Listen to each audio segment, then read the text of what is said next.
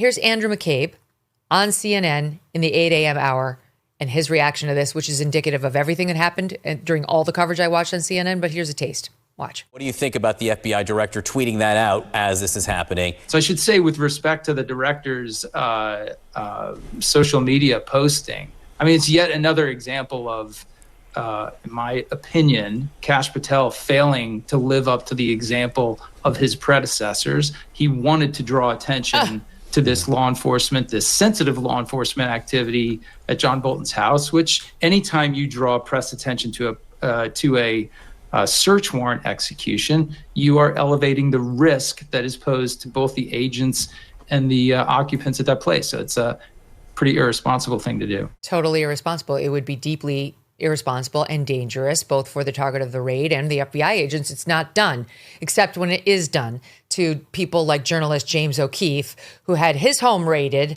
by Joe Biden's DOJ because they thought he had Ashley Biden's diary, or may have engaged in discussions about buying it, which is not illegal. And they know that.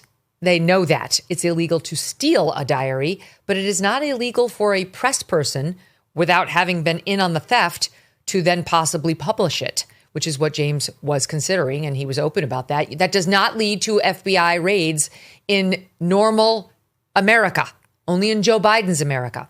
And everybody in the Joe Biden DOJ FBI combo was very respectful about not letting the press in on the FBI because danger. Oh, wait. Here's James O'Keefe on the Megyn Kelly Show, April 13th, 2022. I was in handcuffs and I was in my apartment. The FBI had just executed a search warrant against an American journalist and unlawfully and broke the law. And then minutes later, I get a text message from Mike Schmidt, national security reporter in the New York Times, who somehow he knows all these details.